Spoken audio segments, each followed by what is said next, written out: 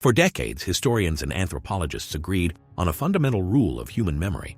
They believed that without writing, no culture could preserve an accurate record of a historical event for more than a few centuries.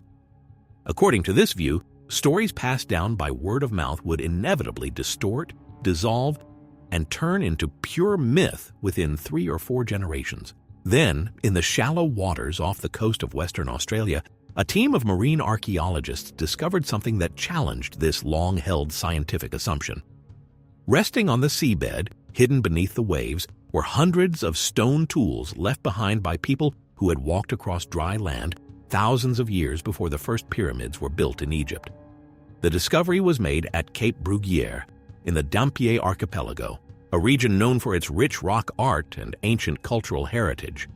Divers and researchers associated with the Deep History of Sea Country project, which included scientists from Flinders University, the University of Western Australia, and James Cook University, uncovered more than 260 ancient stone artifacts.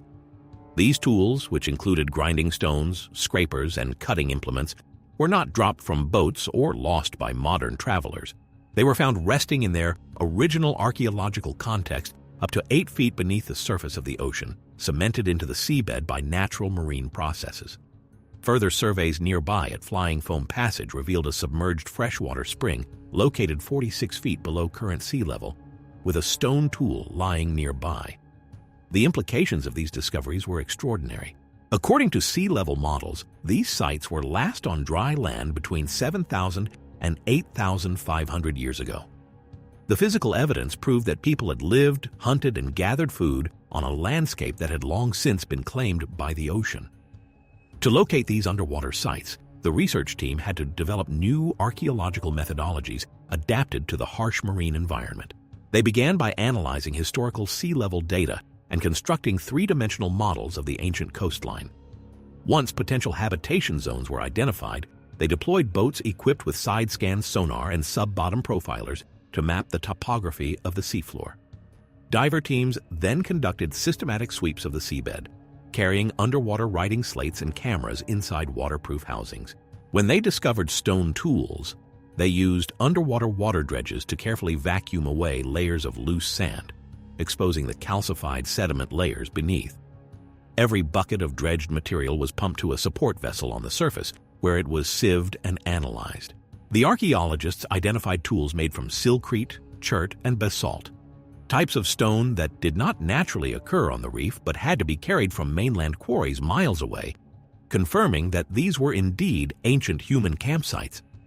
But what made the discoveries even more significant was that the local indigenous communities had never forgotten these drowned landscapes. Long before modern archaeologists arrived with diving gear, the oral traditions of coastal Aboriginal populations had been describing these very events. For generations, they spoke of a time when the sea was far away, when islands were hills connected to the mainland, and when vast plains now covered by water were rich hunting grounds. Today we are examining the scientific evidence, the archaeological discoveries, and the ancient oral traditions that suggest human memory might survive across the millennia, preserving a record of a world that vanished beneath the sea. To understand how these memories could exist, we have to look back to the height of the last ice age, approximately 20,000 years ago.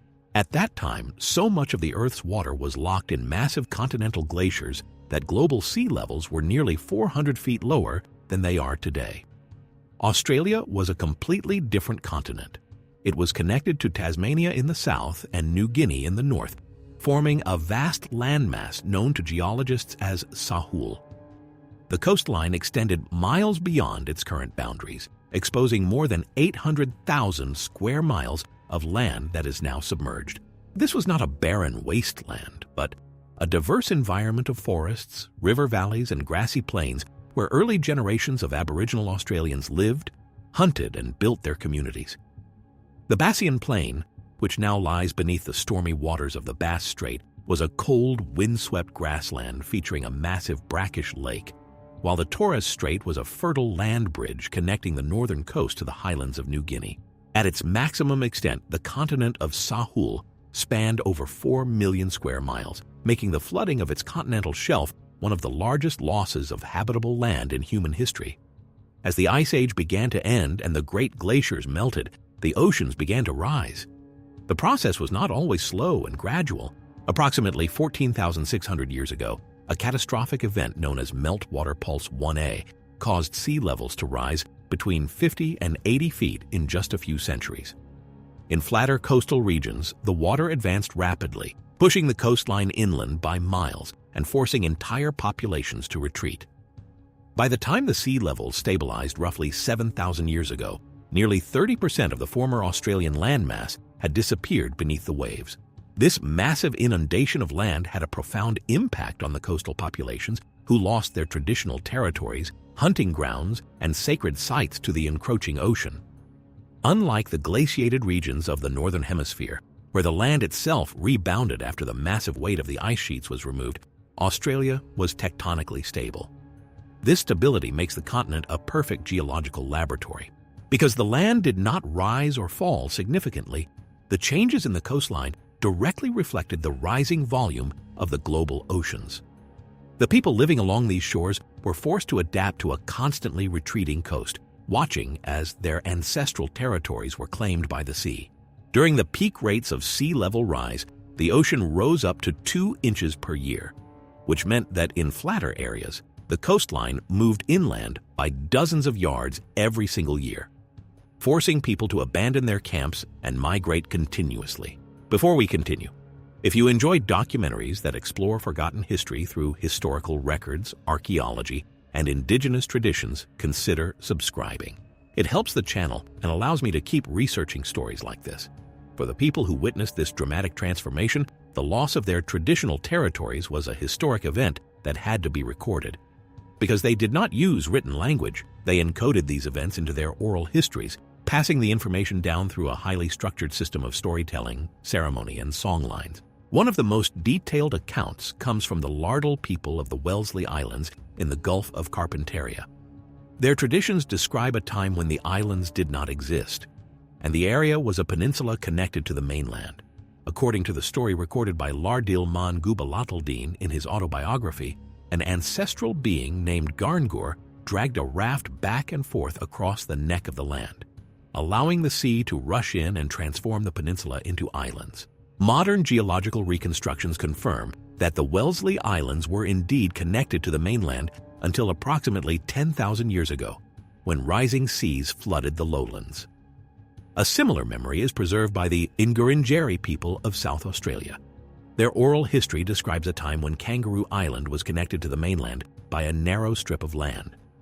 The tradition tells of an ancestral figure named Ngurunderi, who chased his wives across this land bridge. When he saw them crossing the shallow waters, he commanded the sea to rise, drowning them and creating the islands now known as the Pages. Archaeologists have confirmed that Kangaroo Island was inhabited before the rising seas separated it from the mainland roughly 10,000 years ago. After the land bridge collapsed, the island remained completely uninhabited for thousands of years, preserving the physical record of the people who had once walked across the dry strait. The abandonment of Kangaroo Island, known as Karta Pintinga, represents one of the most intriguing mysteries in Australian archaeology. When European explorers Matthew Flinders and Nicholas Baudin arrived in 1802, they found the island completely uninhabited. Yet subsequent archaeological surveys uncovered thousands of ancient stone tools belonging to the carton industry, proving that a significant population had lived there during the Ice Age. The evidence suggests that once the rising seas isolated the island 10,000 years ago, the trapped population survived for several thousand years before eventually disappearing. Norman Tyndale, a prominent ethnologist and archaeologist who excavated the island in the 1930s, noted that the carton stone tools were large, heavy, unifacial pebble tools, representing a technology that had remained frozen in time since the Ice Age. Because the population was completely isolated, they did not develop the smaller, more advanced stone tools that appeared on the mainland in later millennia. Whether they fell victim to a severe drought, a lack of resources, or genetic isolation remains unresolved, but the Ngarrindjeri oral tradition stands as the only surviving human record of the moment the island was cut off. In Victoria, the Kulin Nations have preserved a tradition about Port Phillip Bay, which they call Nair. Their stories recount that the bay was once a vast grassy plain where people hunted kangaroos and the Yarra River flowed across the flat land toward the distant ocean. The tradition says that the people broke the sacred laws of the creator spirit Bunjil, who punished them by causing the sea to rush in and flood the plains. The people pleaded for help, and Bunjil walked to the edge of the rising water, raised his spear, and commanded it to stop. Geological studies of the bay confirm that it was dry land until it was flooded between 7,000 and 10,000 years ago, matching the geographic descriptions in the oral tradition. Further north along the Queensland coast, the Yidinji and Gunganji peoples have preserved stories about the Great Barrier Reef, which stretches for over 1,400 miles. Their oral traditions describe a time when the coast extended miles out to the edge of the current reef system. They recall walking across dry plains covered in eucalyptus forests to collect food, identifying specific hills and river valleys that are now completely submerged. The modern reef only began to form after the sea levels stabilized roughly 7,000 years ago, proving that the ancestral stories preserve a memory of the landscape as it existed before the reef was created. Similarly, the Guring people have traditions describing a time when they walked on dry land that now lies deep underwater off the coast of Gladstone, naming reef landmarks after ancient family members who lived on the hills. In the Spencer Gulf of South Australia, the Narunga people have preserved a tradition about a time when the Gulf was dry land. Their oral history describes the Gulf as a low-lying, swampy valley where their ancestors used to hunt kangaroos. According to the story, a hunter used a magical kangaroo bone to strike the earth, causing the ocean to rush in and fill the valley, creating the Gulf and separating the York Peninsula from the Eyre Peninsula. Geologists have confirmed that the Spencer Gulf was indeed a dry, low-lying basin during the Ice Age and was flooded by the rising sea levels between 8,000 and 10,000 years ago, matching the Narunga tradition. Similarly, in the Northern Territory, the Tiwi people have an oral tradition about the creation of Bathurst and Melville Islands. The story describes how their creator ancestor, a blind old woman named Mudunkala, rose from the earth and walked across the land, dragging a stick behind her. The sea rushed in along the path she carved, separating the islands from the mainland. Geological studies show that the Tiwi Islands were isolated by rising seas between 8,000 and 9,000 years ago, validating the core geographical details of the story. The oldest of these traditions may belong to the Palawa people of Tasmania. When British colonial observer George Augustus Robinson recorded Tasmanian oral histories in the 1830s, he documented stories of a time when the Bass Strait was dry land, allowing ancestors to walk from the mainland. When the ocean rose, it formed the Bass Strait, separating the island of Tasmania from the mainland approximately 12,000 years ago and isolating the Palawa for 10,000 years. The stories also contain specific astronomical details describing the position of the star Canopus near the south celestial pole, associated with the creator Moini. In recent years, researchers used computer models to calculate the precession of the Earth's axis, determining when the star would have been in the position described in the stories. The calculations showed that the astronomical conditions, combined with the geological timing of the flooding of the Bassian Plain, align with events that occurred at least 12,000 years ago. This suggests that the Palawa had preserved a record of their migration and the subsequent isolation of their island home for over 400 generations. For years, mainstream science dismissed these stories as simple folklore or metaphorical creation myths. But in 2015, geographer Patrick Nunn and linguist Nicholas Reed published a landmark study analyzing 21 coastal oral traditions from around Australia. They noticed a remarkable pattern. In every case, the geographic details described in the stories aligned precisely with the geological history of sea level rise in those specific regions. The stories described peninsulas becoming islands, dry valleys becoming gulfs, and forests disappearing under the waves. The researchers concluded that these traditions were not myths, but observations of real geological events that occurred between 7,000 and 13,000 years ago. This study brought scientific credibility to the field of geomythology, a term coined by geologist Dorothy Vitaliano in 1973 to describe how oral traditions can preserve accurate records of real geological events. The survival of these stories was made possible by the strict protocols of indigenous storytelling, where elders cross-checked and verified the details of each narrative to ensure no information was lost or changed over time. The landscape itself served as a mnemonic map, where specific landmarks, rocks, and islands reminded the community of the history of their country. This system of knowledge transmission allowed Aboriginal communities to preserve accurate records of environmental change over periods of time that Western science is only beginning to comprehend.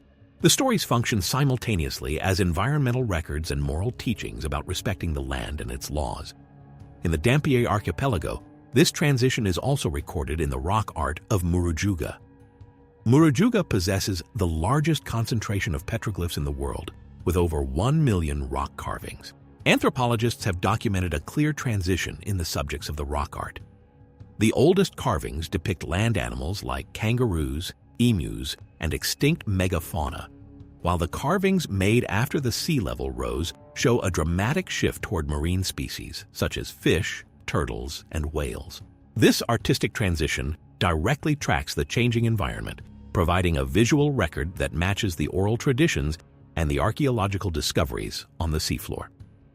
Today, the continental shelf of Australia remains one of the largest, unexplored archaeological landscapes in the world. The hundreds of thousands of square miles that vanished beneath the ocean may hold the key to understanding the early history of human habitation on the continent. The discovery of stone tools at Cape Brugheres proves that the evidence of this ancient world has survived the destructive force of the rising tides. While some researchers, such as geoarchaeologist Ingrid Ward, have challenged whether the tools were found in situ or moved by wave action, the research team led by Jonathan Benjamin published a formal correction in 2023, providing updated data that reinforces the integrity of the site. They showed that the tools were cemented into the calcified marine sediments, preventing them from being moved by the strong currents. As technology advances, future underwater archaeological surveys may reveal more villages, campsites, and hearths preserved on the seafloor. Until then, the oldest records of this lost land remain in the memories of the people who watched it disappear. Thank you for watching. If you enjoy documentaries that explore forgotten history through original records, archaeology, and historical evidence, consider subscribing for more. And before you go, I would like to hear your thoughts. Do you think oral traditions can preserve accurate historical memories for over 10,000 years? Or do you believe the similarities between the stories and the geological record are simply coincidences? Let me know what you think in the comments, and I will see you in the next historical investigation.